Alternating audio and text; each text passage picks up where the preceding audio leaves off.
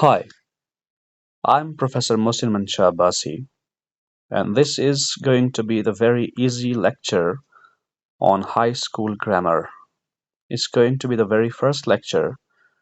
इस लेक्चर को सुन के एक आम आदमी से लेकर एक स्टूडेंट, एक बिजनेसमैन और जिंदगी के हर शोबे से ताल्लुक रखने वाले किसी भी शख्स को बेसिक इंग्लिश की समझ आ जाएगी कि आप रोजमर्रा जिंदगी में कैसे लैंग्वेज को यूज कर सकते हैं। सो विदाउट फर्दर अडू हम पहले कॉन्सेप्ट पे जाते हैं, जो कि है फंडामेंटल ग्रामर कॉन्सेप्ट्स में से सब्जेक्ट वर्ब एग्रीमेंट या सब्जेक्ट वर्ब ऑब्जेक्ट। सब्जेक्ट कहते हैं काम करने वाले को, वर्ब कहते हैं जो काम हो रहा है, और ऑब्जेक्ट कहते हैं जिस पर काम हो रहा है। सो मैं इसके इंट्रोडक्शन में नहीं जाऊंगा, हम सीधे एग्जाम्पल सेंटेंसेस पे जाते हैं। The teacher explains the lesson. Teacher subject है, काम करने वाला। एक्सप्लेन्स वर्ब है, वजाहत करना। द लेसन सबक, ये वो चीज है जिस पर काम हो रहा है। The teacher explains the lesson, उस्ताद सबक की वजाहत करता है। The cat chased the mouse, बिल्ली ने चूहे को पकड़ा।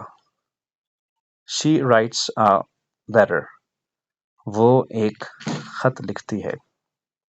यहाँ पे और भी इसकी एग्जांपल्स दी गई हैं, जैसे कि cat, mouse, she, letter, chef, meal, artist, portrait, team, match, John, ball, doctor, etcetera. दूसरा concept subject verb agreement. Subject verb agreement का मतलब ये होता है कि आप जो वर्ब यूज कर रहे हैं उसको सब्जेक्ट के मुताबिक या उसके अकॉर्डिंग होना चाहिए। यानी उर्दू में आप कहते हैं कि क्लास में बहुत सारे तालिब इल्म या तलबा बैठे हैं, ना कि ये कहते हैं कि क्लास में बहुत से तलबा बैठा है। इसलिए कि बैठा है एक फेल है, एक काम है जो कि किया जा रहा है, और वो जमा में होना चाहिए। ऐसे ही इंग्लिश में सब्जेक्ट को वर्ब के साथ एग्री होना चाहिए और वर्ब को सब्जेक्ट के साथ। एग्जाम्पल सेंटेंसेस हैं। फर्स्ट है द डॉग बार्क्स लाउडली, कुत्ता ऊंची आवाज में भौंक रहा है या भौंकता है। बार्क्स मतलब भौंकता है। The dogs bark loudly. दूसरी मिसाल में द डॉग्स है, यानी डॉग की जमा है, प्लूरल है। बार्क भौंकते हैं। बार्क्स का मतलब भौंकता है और बार्क मतलब भौंकते हैं लाउडली, ऊंची आवाज में। तीसरी मिसाल, she walks to school every day, वो हर दिन स्कूल जाती है। तो यहाँ पे जाती है, जाती है नहीं है। वॉक्स मतलब जाती है। अगर ये होता कि गर्ल्स लड़कियां walk to school every day, तो तब वॉक होता कि जाती हैं। आगे चल के मैं आपको आने वाले लेक्चर्स में बताऊंगा कि वॉक और वॉक्स में क्या फ़र्क है। फिलहाल ये समझ लेना काफ़ी है कि सब्जेक्ट को वर्ब के साथ और वर्ब को सब्जेक्ट के साथ एग्री करना चाहिए। उसके बाद हमारा दूसरा जो कॉन्सेप्ट है वो है parts of speech. Parts of speech का मतलब ये है कि जैसे आपके पार्ट्स ऑफ बॉडी होते हैं, जिस्म के मुख्तलिफ आज़ा या मुख्तलिफ ऑर्गन्स या मुख्तलिफ हिस्से, जैसे कान, हाथ, पाँव, आँखें, ये सब मिलके आपका जिस्म बनता है। ऐसे ही पार्ट्स ऑफ स्पीच का मतलब ये है कि स्पीच खा वो लिखी गई है या बोली गई है, तो उसमें मुख्तलिफ अल्फाज इस्तेमाल होते हैं और उनका एक अलग अलग फंक्शन या अलग अलग काम होता है। सबसे पहले है noun and its types. Noun किसे कहते हैं? मुख्तसर अल्फाज में हम जिस चीज को कोई नाम देते हैं, तो नाम को ग्रामर नाउन कहती है। बस इतना याद रखना है कि किसी भी नाम को, जिसको हम नाम उर्दू में और इंग्लिश में उसको नेम कहते हैं, ग्रामर उसे नाउन कहती है। इसकी टाइप्स और एग्जाम्पल सेंटेंसेस देखेंगे। कॉमन नाउन, आम नाम, ये किसी भी शख्स का, जगह का या किसी चीज का नाम होता है। जैसे यहाँ पे इसकी एग्जाम्पल्स हैं: city, teacher, dog, flower, car, book, market, student, river, house. Flower फूल हो गया, रिवर क्या हो गया, दरिया या नदी। दूसरा है प्रॉपर नाउन, खास नाम, यानी आम नाम से ऊपर उठ के खास नाम बन जाता है। जैसे John, Paris, Microsoft, Eiffel tower, doctor Smith, New York, Shakespeare, Christmas, Amazon, mount Everest. Islamabad, Karachi, Faisalabad, कायदे आजम, पाकिस्तान, ये सब क्या है, खास नाम है जिनको प्रॉपर नाउन्स कहा जाता है। उसके बाद है आपके पास एब्स्ट्रैक्ट नाउन। एब्स्ट्रैक्ट नाउन्स ऐसे नाउन्स को कहा जाता है कि जिनके मिस्दाक, यानी जिन चीज़ों के लिए एब्स्ट्रैक्ट नाउन इस्तेमाल होता है उनको ना आप देख सकते हैं और ना आप छू सकते हैं। जैसे लव, मोहब्बत, हैप्पीनेस, खुशी, फ्रीडम, आज़ादी, करेज, हौसला, विजडम, हिकमत, ऑनेस्टी, ईमानदारी, पेशेंस, सब्र, फियर, डर, काइंडनेस, रहमदिली, ट्रस्ट, भरोसा, वगैरह वगैरह। तो इनको आप ना देख सकते हैं ना छू सकते हैं। उसके बाद है कॉन्क्रीट नाउन्स, यानी ऐसे नाउन्स के जिनकी मिस्दाकात, यानी जिन चीज़ों के लिए इस्तेमाल हो रहे हैं ऐसे नाउन, उनको आप देख सकते हैं, छू सकते हैं, उनको महसूस कर सकते हैं, उनको परसीव कर सकते हैं। जैसे एप्पल, सेब, चेयर, कुर्सी, हाउस, घर, डोर, दरवाज़ा, कार, टेबल, ट्री, दरख्त, रोड, शाहराह या सड़क, स्काई, आसमान, वाटर, पानी। उसके बाद कलेक्टिव नाउन्स है। कलेक्टिव लफ्ज निकला है कलेक्शन से। Names a group of individuals और थिंग्स। बहुत सारी चीजें जब इकट्ठी होती हैं, दो या दो से ज्यादा, तो उनके मजमूए को कलेक्टिव नाउन कहा जाता है। जैसे टीम है, जैसे क्रिकेट टीम है, फैमिली है, क्राउड है, हुजूम, क्लास है, कमिटी है, आर्मी है, फ्लॉक है, पैक है, ग्रुप है या ज्यूरी है। तो इसमें से फ्लॉक जो है वो एक कलेक्शन कहते हैं। जैसे फ्लॉक ऑफ प्लेन्स या बर्ड्स, उनका एक झुरमट होता है। पैक ऑफ हाउंड्स, जैसे शिकारी कुत्तों का एक पैक होता है। जैसे ग्रुप होता है, ज्यूरी कहते हैं मजलिस मुकन्नना या ऐसे लोगों की जमात को जो जजेस होते हैं। काउंटेबल नाउन्स, जिनको काउंट किया जा सके, यानी एक दो तीन में, जैसे apple, book, chair, coin, table, car, pen, bag, flower, bottle. Uncountable nouns वो होते हैं कि जिनको आप काउंट नहीं कर सकते, गिन नहीं सकते, यानी आप उनके बारे में ये नहीं कह सकते कि एक दो तीन। जैसे कि वाटर, पानी, आप नहीं कहते कि एक पानी, दो पानी, तीन पानी। एयर, हवा, एक हवा, दो हवा, तीन हवा। राइस, शुगर, फ्लावर, ये FLOUR को 99% लोग फ्लोर कहते हैं। ये फ्लोर नहीं बल्कि फ्लावर होता है और ये आटे को कहा जाता है। Knowledge, information, music, furniture, advice. उसके बाद दूसरा जो पार्ट्स ऑफ स्पीच में से होता है वो है प्रोनाउन। तो प्रोनाउन किसे कहते हैं? हम अपने नाम इस्तेमाल करते हैं या किसी के नाम इस्तेमाल करते हैं, लेकिन हमेशा हम दूसरों के नाम इस्तेमाल नहीं करते, बल्कि कहते हैं उसने ये कहा, वो ऐसा करता है, मैं कहता हूँ। तो ये उस, वो और मैं जो है, ये नाम की जगह इस्तेमाल हो रहे हैं, इसलिए इनको प्रोनाउन कहा जाएगा। तो प्रोनाउन की टाइप्स क्या हैं? सबसे पहले है पर्सनल प्रोनाउंस। पर्सनल का मतलब होता है जाती नाम, जाती अस्माए ज़मीर, यानी ऐसे नाम जो किसी के लिए इस्तेमाल होते हैं या अपने लिए आप उसको इस्तेमाल करते हैं। तो पर्सनल में, यानी पर्सनल किससे निकला? पर्सन से, शख्स से। So she is going to the market, वो मार्केट जा रही है। He, she, it, they, you, were, you, we, I, him, her, them, ये सब क्या होते हैं? पर्सनल प्रोनाउंस होते हैं। ही मतलब वो, मुजक्कर, शी मतलब वो, मुअन्नस, इट मतलब ये बेजान या जानवर, दे मतलब वो, जमा का सीगा है, यानी वो लड़कियां, वो लड़के, वो मर्द, वो औरतें, कोई भी हो सकते हैं जमा। यू यानी आप, सिंगुलर हो सकता है या फिर प्लूरल हो सकता है। वी यानी हम, आई यानी मैं, हिम मतलब उसको, यानी उस मुजक्कर को, हर मतलब उस मुअन्नस को, और देम मतलब उनको। उसके बाद पर्सनल नाउन प्रोनाउन के बाद पोजेसिव प्रोनाउन होते हैं। शोज ऑनरशिप और पोजेशन, जो किसी की मिल्कियत को जाहिर करते हैं। पोजेसिव वर्ड निकला है पोजेशन से, जिसका मतलब होता है मिल्कियत। माइन मेरा, योर्स आपका, हिज उसका, हर्स उसका। हिज मतलब उस लड़के का या मुजक्कर का, हर्स यानी उस लड़की का या मुअन्नस का, इट्स इसका, आवर्स हमारा, थेयर्स उनका, माय मेरा, योर आपका, आवर हमारा। तो आवर और आवर्स में, माइन और माय में, देयर्स और देयर में क्या फ़र्क होता है, ये हम आगे जाके ज़रा बहस लाएंगे। लेकिन मुख्तसरन ये समझते चले जाएं कि दिस इज़ माय पेन, ये मेरा पेन है, and this pen is mine, ये मेरा पेन है। दोनों एक ही तरह के जुमले हैं, लेकिन माय और माइन का डिफरेंस है। रिफ्लेक्सिव प्रोनाउन कौन से होते हैं, जो खुद को इस्तेमाल करते हैं। यानी आप कहते हैं मैंने खुद ये काम किया, उसने खुद ये काम किया, फलां ने खुद ये काम किया, आपने खुद ऐसा किया। सो माई सेल्फ मैं खुद, योर सेल्फ आप खुद, हिमसेल्फ वो खुद, हर सेल्फ यानी वो मुअन्नस खुद, इट सेल्फ ये खुद, आवर सेल्फ हम खुद, योर सेल्फ आप खुद, देम सेल्फ वो खुद, हर सेल्फ वो खुद, एंड हिमसेल्फ वो खुद।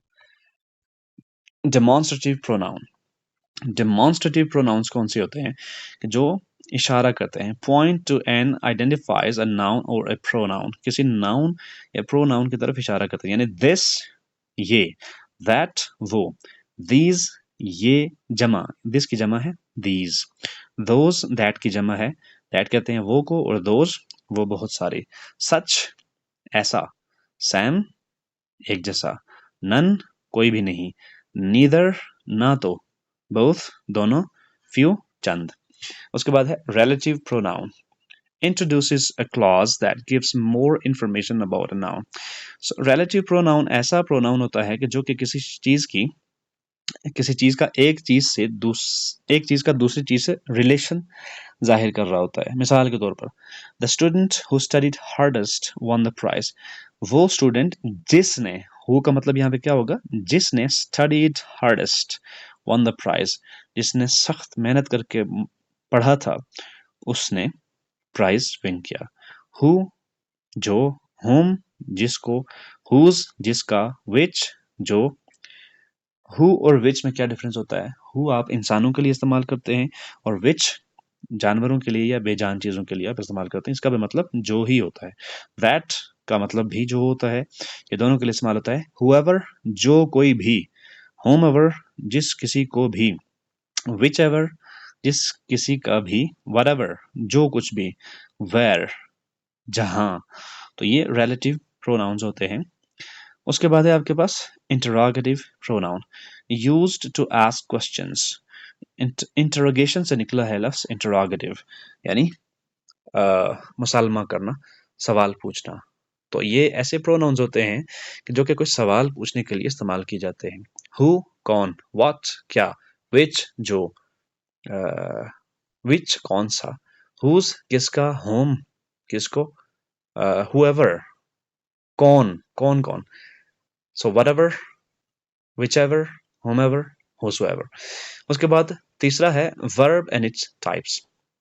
वर्ब किसको कहते हैं, जो भी काम हो रहा होता है उसको वर्ब कहते हैं। इसकी जो पहली टाइप है वो है एक्शन वर्ब। एक्शन वर्ब कौन सा होता है कि जिसमें आप कोई एक्शन एक्ट कर रहे होते हैं, कोई काम कर रहे होते हैं फिजिकली, यानी रन भागना, जंप कूदना, राइट लिखना, स्पीक एटसेट्रा।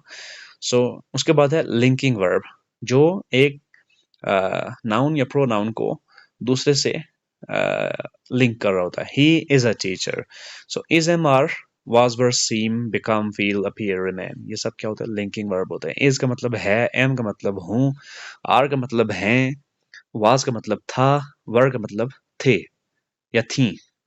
तो seem नजर आना, become बनना, feel महसूस करना, appear जाहिर होना, remain रहना, ये सब क्या है, लिंकिंग वर्ब्स है। उसके बाद है ऑक्सिलियरी वर्ब, इसको हेल्पिंग वर्ब भी कहा जाता है।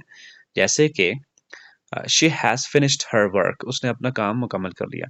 तो is, are, was, were, has, have, had, to, does, did, ये क्या होते हैं, सब ये ऑक्सिलियरी वर्ब होते हैं जो कि हेल्पिंग वर्ब कहलाते हैं, और ये मेन वर्ब या एक्शन वर्ब को हेल्प कर रहे होते हैं, उसकी मदद कर रहे होते हैं पूरा मानी पहुंचाने के लिए।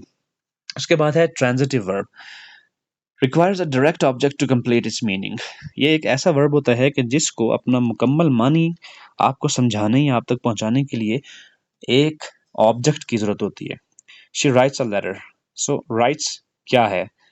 एक ट्रांजिटिव वर्ब है, यानी वो लिखती है। क्या लिखती है? एक लेटर। लेटर क्या है? एक ऑब्जेक्ट है। सो अकेला राइट्स लिखेंगे, शी राइट्स, वो लिखती है, तो पूरा मानी समझ नहीं आएगा, इसलिए ये ट्रांजिटिव वर्ब है। So kick, hit, love, see, make, take, give, buy, hold, tell, etcetera, ये सब क्या है? ट्रांजिटिव वर्ब्स हैं। उसके बाद intransitive verb does not require a direct object to complete its meaning. इसके लिए एक डायरेक्ट ऑब्जेक्ट की जरूरत नहीं होती, बल्कि आप सिर्फ वर्ब भी इस्तेमाल करें तो आपको पूरा मानी समझ आ जाता है। He sleeps peacefully. वो सोता है आराम से। सो वो सोता है या सो रहा है, इसके लिए आपको डायरेक्ट ऑब्जेक्ट की जरूरत नहीं पड़ती। Sleep, run, walk, jump, sit, arrive, go, fall, swim, come, ये सब क्या है? Intransitive verb. फोर्थ जो कि पार्ट्स ऑफ स्पीच में है वो है adverb and its types. Adverb क्या होता है कि आप जो काम कर रहे हैं वो किस तरीके से कर रहे हैं, कहाँ कर रहे हैं, कैसे कर रहे हैं, कितना कर रहे हैं और कब कब कर रहे हैं, ये उसके बारे में बताता है। सो एडवर्ब ऑफ टाइम क्या होता है कि आप कहाँ काम कर रहे हैं। सो एग्जाम्पल है इसकी, एडवर्ब ऑफ टाइम में she will visit us tomorrow, वो कल हमसे मिलने आएगी। सो इसमें इसकी क्या क्या एग्जाम्पल्स हैं टाइम की? येस्टरडे, गुजरा हुआ कल, टुडे, आज, टुमारो, आने वाला कल, नाउ, इस वक्त, लेटर, बाद में, सून, जल्द, अर्ली, जल्दी, लेट, बाद में, ऑलवेज, हमेशा, नेवर, कभी नहीं। सो एडवर्ब ऑफ मैनर, मैनर कहते हैं तरीके को, यानी काम जो हो रहा है वो किस तरीके से हो रहा है। Describes how an action is performed. Example इसकी क्या है? ही रैन क्विकली, वो भागा लेकिन क्विकली, तेजी में। तो मैनर क्या है? तेजी में, यानी किस तरीके से वो भागा। सो क्विकली, जल्दी से, स्लोली, आराम से, केयरफुली, एहतियात से, इजिली, आसानी से, हैप्पीली, खुशी से, सैडली, दुख से, लाउडली, ऊंची आवाज में, क्वाइटली, खामोशी से, ग्रेसफुली, शान से, एंग्रीली, नाराजी से। सो एडवर्ब ऑफ प्लेस कौन सा होता है कि जिसमें आप किसी काम के बारे में बताते हैं कि वो कहाँ पे हो रहा है। सो दे आर सिटिंग आउटसाइड, वो बाहर बैठे हुए हैं। सो बाहर क्या हुआ? ये एडवर्ब ऑफ प्लेस हुआ। ऐसे ही आउटसाइड, अबव, बिलो, नियर, फार, एल्सवेयर, नोवेयर, इनसाइड, ये सब क्या है? ये एडवर्ब ऑफ प्लेस है। उसके बाद एडवर्ब ऑफ डिग्री है। डिग्री का मतलब ये होता है कि काम हो रहा है, कितना हो रहा है। आप कहते हैं शी इज वेरी हैप्पी, वो हैप्पी है, खुश है। ये एक वर्ब है जिसको स्टेटिव वर्ब कहा जाता है, यानी किसी हालत का बयान है। कोई काम तो है लेकिन वो एक हालत का नाम है।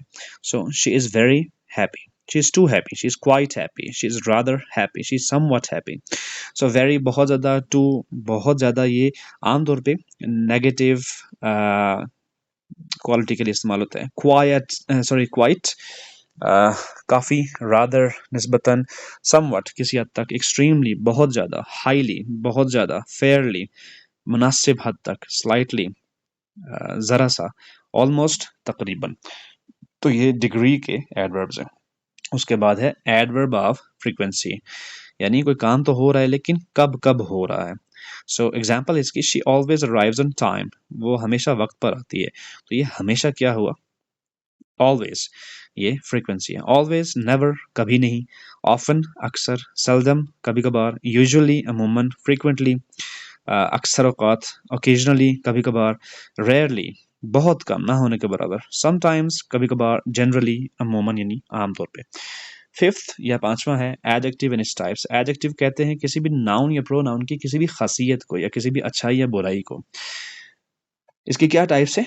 डिस्क्रिप्टिव एडजेक्टिव, यानी किसी चीज को बयान करना। She has a beautiful dress, उसका लिबास बहुत खूबसूरत है। So beautiful, tall, short, tall मतलब लंबा, शॉर्ट मतलब छोटा, ब्राइट रोशन, डार्क तारीक, स्ट्रॉन्ग मजबूत, वीक कमजोर, सॉफ्ट नर्म, हार्ड सख्त, कोल्ड ठंडा। ये सब क्या है असल में? किसी भी चीज़ की क्वालिटीज़ हैं, कैरेक्टरिस्टिक्स हैं, या बाज़ औक़ात पर्सनैलिटी ट्रेट्स होते हैं, औसाफ आप उनको कह सकते हैं, लेकिन बुराइयाँ, ओपिनियन, शेप, कलर, ओरिजिन ये सब इसमें आ जाते हैं। क्वांटिटेटिव एडजेक्टिव ये कौन सा होता है जिसमें आप किसी चीज़ की तादाद को बता रहे होते हैं। सम कुछ, फ्यू चंद, मैनी बहुत, सेवरल बहुत से, ऑल तमाम, अनफ काफ़ी, लिटिल थोड़ा, मच बहुत, नो कोई भी नहीं, एनी कोई भी। सो डेमोन्स्ट्रेटिव एडजेक्टिव्स कौन से होते हैं जिसमें आप इशारा कर रहे होते हैं, जैसे डेमोन्स्ट्रेटिव प्रोनाउंस थे। So this, that, these, those, such, certain, मखसूस, सैम एक जैसे, स्पेसिफिक खास, पर्टिकुलर ये भी खास ही के लिए इस्तेमाल होते हैं, वेरियस बहुत से, मुख्तलिफ इकसाम के। उसके बाद है पोजेसिव एडजेक्टिव्स। पोजेसिव का मतलब ये होता है कि जिसमें मिल्कियत जाए, my car is park outside, मेरी कार जो है वो बाहर पार्क की हुई है। सो माई, योर, हिज, हर, इट्स, और देयर, माई, योर, देयर ये सब क्या होते हैं पोजेसिव एडजेक्टिव्स। उसके बाद है interrogative adjective, used to ask questions about a noun किसी भी नाउन के बारे में सवाल पूछने के लिए, यानी विच कौन सा, व्हाट क्या, हुज किसका, how, when, where, why, whether, how much, how many ये सब क्या है इंटरोगेटिव एडजेक्टिव्स है। छठा preposition and its types। preposition क्या कहते हैं, यानी preposition ऐसे अल्फाज होते हैं जो एक चीज की लोकेशन को या उसकी डायरेक्शन को या एक चीज से दूसरी चीज के रिलेशन को जाहिर कर रहे होते हैं। यानी सबसे पहला कौन सा है preposition ऑफ प्लेस, जगह के बारे में। ऑन यानी कोई चीज कहाँ पर है, ऑन। इन में, एट ऊपर या में, अंडर नीचे, ओवर ऊपर, बिसाइड साथ, बिटवीन दरमियान, बिहाइंड पीछे, नियर नजदीक, अबव ऊपर ये सब क्या है प्लेस के लिए इस्तेमाल होने वाले prepositions है। preposition ऑफ टाइम है at, on, in, before पहले, after बाद, during दरमियान या किसी चीज के दौरान, since से यानी कब से, until तब तक, till until तब तक के ना, until तब तक, from से। so preposition of direction है to तरफ, towards की तरफ, into यानी into का मतलब ये है कि कोई चीज किसी चीज की तरफ जा रही है। through में से, along साथ साथ, across साथ, around आसपास, past पीछे, down नीचे, up ऊपर। so preposition of manner किस तरीके से आप कोई काम करते हैं, by जरिए, with के साथ, without के साथ ना, in में, on पर, through के जरिए, और by का एक मतलब होता है, via का भी मतलब क्या होता है या via इसको कहते हैं, इसका भी मतलब ये होता है कि के जरिए, across, against, under। so preposition of reason, reason के prepositions क्या होते हैं, आप कोई वजह बयान कर होते हैं। फॉर का मतलब होता है एक, मतलब इसका होता है के लिए, और एक इसका मतलब होता है रीजन का, फॉर इसको कहते हैं उसका मतलब होता है क्योंकि। सो बिकॉज ऑफ की वजह से, ड्यू टू की वजह से, ओइंग टू इसके मरहून मिन्नत होना, आउट ऑफ किसी चीज से बाहर होना, in light of, in light of का मतलब ये होता है किसी चीज की रोशनी में, इन व्यू ऑफ इसके तनाजुर में, ऑन अकाउंट ऑफ इसके मुतालिक, एज अ रिजल्ट ऑफ इसके नतीजे में, थैंक्स टू ये सब क्या है preposition ऑफ रीजन। सातवां conjunction and its types. So conjunction किसे कहते हैं, जो लफ्ज दो अल्फाज को या दो से ज्यादा अल्फाज को या जुमले के फिक्रे के दो हिस्सों को आपस में जोड़ने के लिए इस्तेमाल होता है। जैसे कि क्या है, I wanted to go मैं जाना चाहता था but I was late लेकिन मैं I was too tired but I was too tired लेकिन मैं बहुत थका हुआ था। तो यहाँ I wanted to go को और I was too tired को go जो लफ्ज है but जो लफ्ज है but वो जोड़ रहा है। तो ये क्या हुआ but लेकिन, और, या, नोर ना तो, for क्योंकि, so yet ताहम, either कोई एक, नीदर कोई नहीं, बोथ दोनों। ये क्या होते हैं, ये कोऑर्डिनेटिंग कंजंक्शंस होते हैं। सबऑर्डिनेटिंग कंजंक्शंस कौन से होते हैं, ये बिकॉज क्योंकि, ऑल्दो अगरचे, सिंस चूंकि, वाइल जबकि, आफ्टर बाद में, बिफोर पहले, इफ अगर, अनलेस जब तक के ना, दो अगरचे, whereas जबकि। सो correlative conjunctions, correlative conjunctions कौन से होते हैं? ये दो दो अल्फाज के मजमुए के कंजक्शंस होते हैं। जैसे ईदर और का मतलब होता है या तो एक या फिर दूसरा, नीदर नोर, ना एक ना दूसरा, बोथ एंड दोनों और एक का जिक्र किया जाता है, नॉट ओनली ना ये के, बट ऑल्सो बल्कि ये भी, वेदर अगरचे और, या, as such that rather than, no sooner than, hardly when। so ये सब क्या होते हैं? correlative conjunctions। आठवां है interjection and its types. Interjection ऐसे जज्बात की वरफ्तगी या जज्बात की वजह से, अचानक जज्बात की वजह से हमारे मुंह से अदा हो जाने वाले अल्फाज होते हैं। जैसे कि इंटरजेक्शन ऑफ सरप्राइज, वाव, हम कहते हैं वाह वाह, तो उसके लिए इंग्लिश में वाह, वाव, ओ, आ, वो, ये WHOA, वो किसी चीज को रोकने के लिए इस्तेमाल होता है। उप्स, गी, सो आ, ओ नो, याइक्स, गुडनेस, ये सब क्या होते हैं? सरप्राइज के इंटरजेक्शंस होते हैं। उसके बाद जॉय या खुशी के इंटरजेक्शंस होते हैं। हुर्रे, ये, yippee, woohoo, wow, bravo, cheers, hooray, fantastic and awesome। उसके बाद है आपके पास इंटरजेक्शन ऑफ एंगर, गुस्से के लिए, darn, oops, crap, shit, so, no, stop, oh no, damn, ये सब क्या होते हैं? Interjection of anger. उसके बाद पेन के लिए यानी दर्द के लिए, ouch, yikes, off, ओवी, तो ये सब पेन के लिए होते हैं।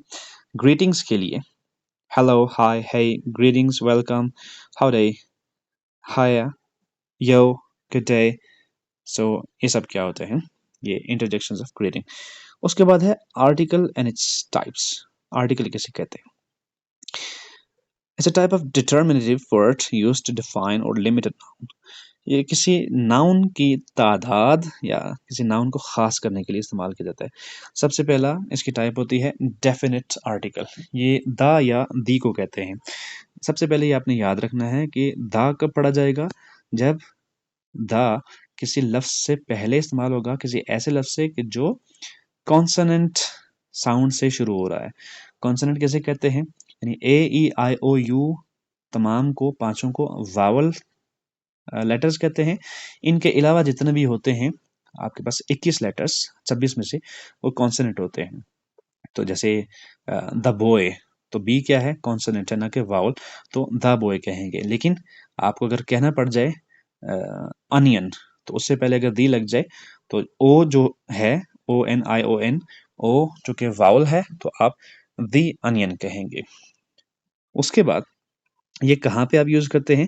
किसी चीज की तरफ इशारा करने के लिए या उसको खास करने के लिए, उसको पर्टिकुलराइज करने के लिए। So the is used when the speaker assumes the listener knows exactly which noun is being referred to। यानी जब स्पीकर को, बोलने वाले को ऑलरेडी मालूम होता है पहले से ही कि सुनने वाले को इस चीज के बारे में इल्म है, या वो जानता है कि किसके बारे में बात हो रही है। तो द बुक, वो किताब, द चेयर, वो कुर्सी, यानी वो कुर्सी कि जिसके बारे में बात हो रही है। द हाउस, वो घर, the cat, the movie, the car, the school, the garden, the report, the city, ये सब क्या है? Definite article.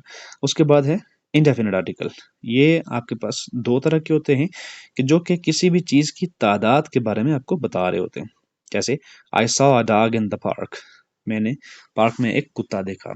ए है ए डॉग, ठीक है। सो दूसरा कौन सा होता है? एन और ए एक ही तरह के होते हैं, एक तादाद को, किसी चीज की वाहिद तादाद को जाहिर करते हैं। सिर्फ इनमें फर्क वही होता है कि जो कि वावल और कॉन्सोनेंट का होता है। अगर कॉन्सोनेंट लेटर से शुरू होने वाला कोई लफ्ज है लेकिन उसकी फिर कॉन्सोनेंट, सॉरी, अगर कोई वावल लेटर से शुरू होने वाला लफ्ज है लेकिन उसकी फिर वावल की साउंड भी होनी चाहिए। तो अगर कोई वावल साउंड से शुरू होने वाला लफ्ज है तो उससे पहले अगर आपको बताना पड़ेगा वो एक है, तो उस नाउन को ये बताने के लिए कि वो एक है, आप एन यूज करते हैं। सो इसकी एग्जांपल्स हैं an apple, an umbrella, an old map, an owl, an article, an orange.